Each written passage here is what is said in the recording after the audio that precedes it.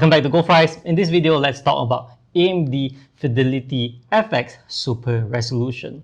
So on the launch of this feature from AMD, there were only 7 titles. 2 of them of which I have, which is Godfall and Riftbreaker. And among those 2, I'll be testing on Godfall alone because the graphics is just simply beautiful and it's good for pinpointing whether there's any flaws. Now, I understand that Dota 2 has recently an FSR update. However, I've already done my numbers with Godfall, so we are sticking to that. Let's start with a brief explanation of what is AMD's FidelityFX Super Resolution. As the name suggests, Super Resolution. To make it as simple as I can, basically, you intend to run a game at a certain resolution. What FSR does is that it runs it at the lower resolution, upscale it to the resolution you want, and make it nicer so it looks as good as what you wanted, and then get the performance boost. So a little bit more detail, let's say you are doing 4K and you run AMD FSR at quality preset, so it will source the run at the source resolution, which is 1440p, upscale it to 4K, and it uses an intelligent algorithm to try to sharpen the edges to make the image look as good as what it should be at 4K. And with that done, you get performance boost, as in the average frame rate will be better. AMD FSR has 4 presets, of which the scale of the image will depend on the preset selected. The higher the performance means the source resolution will be smaller. For the first test, I went with the GTX 1050 Nvidia Card. Why Nvidia Card? Because it's an AMD stuff. I'm sure if I tested on my 69XT or 6700XT, it will work fine. But testing it on an Nvidia card, it will show that it will work as AMD advertised, and it's a huge bonus for them, meaning that what they release actually works on the competitor stuff. So let's look at how the GTX 1050 performs. Now with FSR, you thought that the performance will improve. However, the performance did not improve. In fact, it actually went worse despite the lowered graphical detail.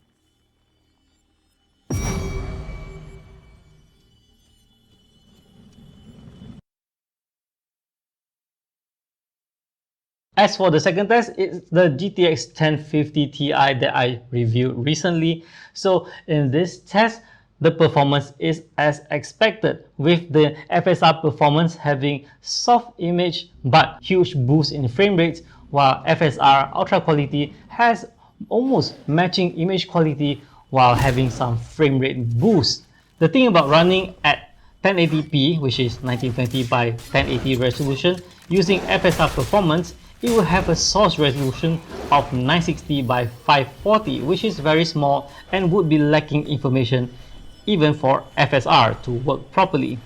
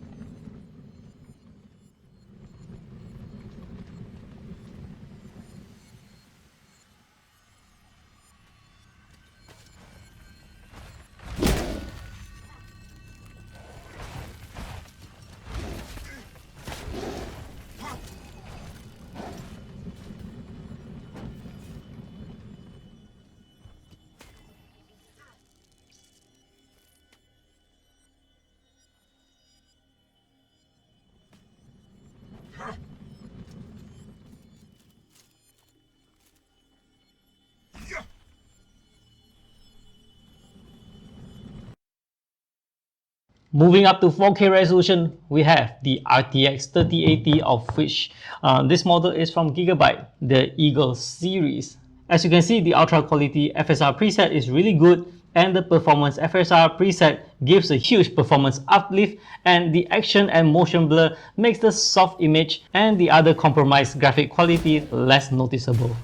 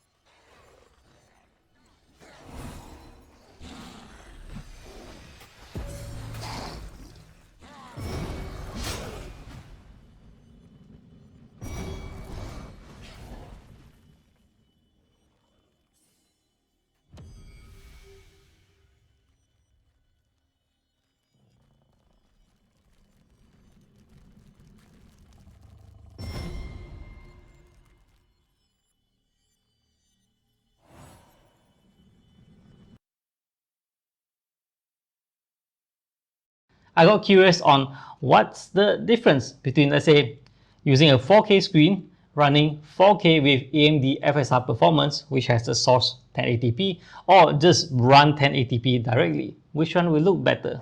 As I tested both, I noticed that the 1080p native has better frame rates and it looks better as the graphics looks sharper.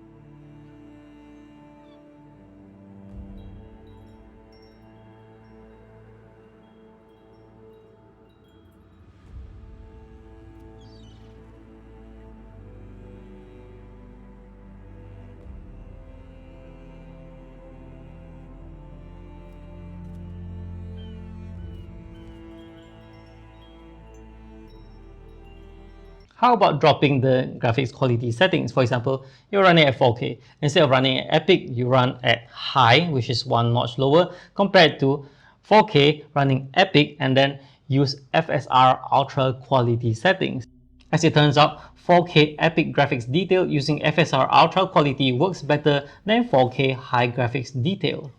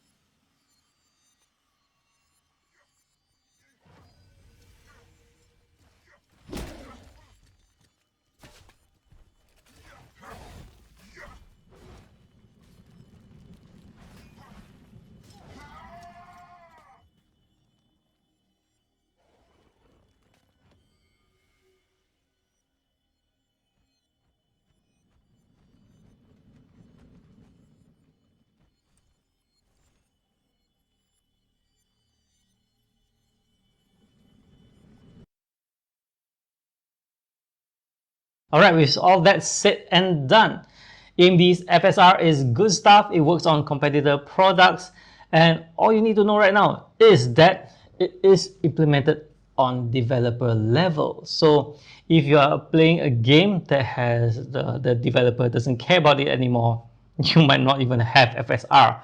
So, but if your game is popular and the developer is active, you may see FSR. And then we come to the next part where implementation, whether they did a good job or they did a poor job. A well-implemented FSR will have graphics quality maintained very closely while giving you frame rate boost. Vice versa for implementation that's poorly done. So the mileage varies depending on the game, and you by the time, let's say, the game you play has the setting available, you will have to try it out to see which one works best for you. That's all from me for this one.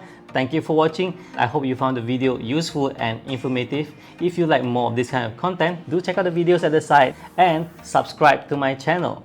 I'll see you guys in the next one. Bye bye.